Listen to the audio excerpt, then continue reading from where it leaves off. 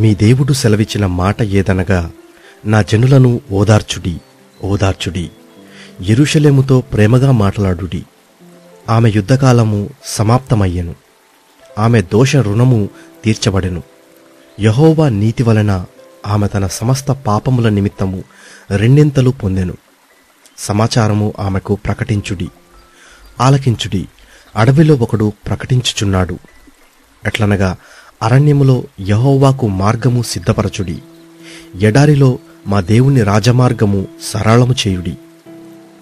ప్రతి లోయను ఎత్తు చేయవలెను, ప్రతి పర్వతమును ప్రతి కొండను అణచవలెను. వంకరవి చక్కగాను కరుకైనవి సమముగాను ఉండవలెను. యెహోవా మహిమ బయలుపరచబడును. ఒకడును తప్పకుండా సర్వ శరీరులు దాని చూచెదరు.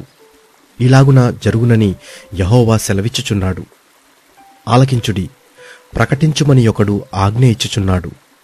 నేనేమి ప్రకటింతునని మరి ఒకడు అడుగుచున్నాడు.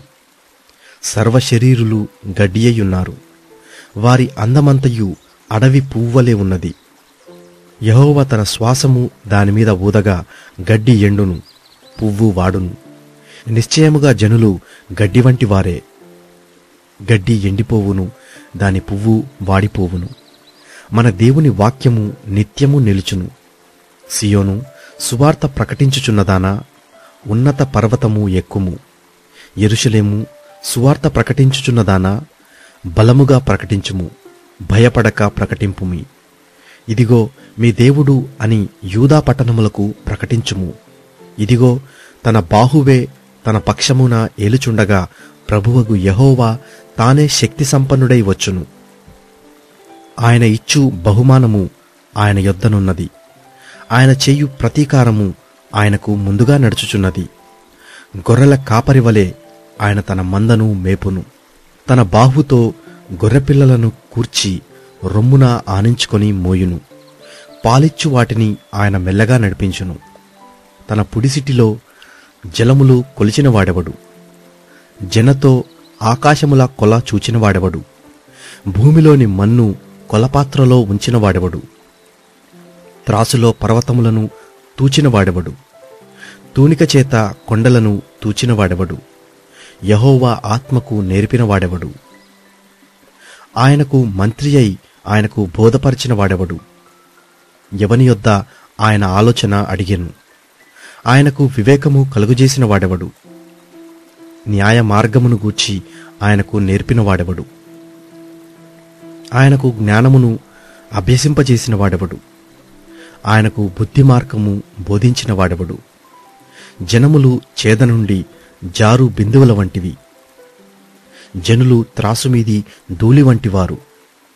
ద్వీపములు గాలికి ఎగురు సూక్ష్మ రేణువుల వలెనున్నవి. సమిధలకు లెబనోను చాలకపోవును, దహనబలికి దాని పశువులు చాలవు. ఆయన దృష్టికి సమస్త జనములు లేనట్టుగానే యుండును. ఆయన దృష్టికి అవి అభావముగాను శూన్యముగాను ఎంచబడును. కావున మీరు ఎవనితో దేవుని పోల్చుదురు? ఏ రూపమును ఆయనకు సాటి చెయ్యగలరు? విగ్రహమును చూడగా శిల్పి దానిని పోతపోయును, కంసాలి దానిని బంగారు రేకులతో పొదుగును, దానికి వెండి గొలుసులు చేయును. విలువగల దానిని అర్పింపజాలని నీరసుడు పుచ్చని మ్రాను ఏర్పరచుకొనును. కదలని విగ్రహమును స్థాపించుటకు నేర్పుగల పనివాని వెదకి పిలుచుకొనును. మీకు తెలియదా? మీరు వినలేదా? మొదట నుండి ఎవరునూ మీతో చెప్పలేదా?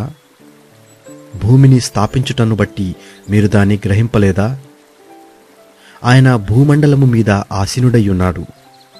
దాని నివాసులు మిడతల వలె కనబడుచున్నారు. ఒకడు తెరను విప్పినట్లు ఆయన ఆకాశ వైశాల్యమును వ్యాపింపజేసెను. ఒకడు గుడారము వేసినట్లు ఆయన దానిని నివాస స్థలముగా ఏర్పరచెను. రాజులను ఆయన లేకుండా చేయును, భూమి యొక్క న్యాయాధిపతులను మాయాస్వరూపులుగా చేయును. వారు నాటబడగానే విత్తబడగానే వారి మొదలు భూమిలో వేరుతన్నక మునుపే ఆయన వారి మీద ఊదగా వారు వాడిపోవుదురు.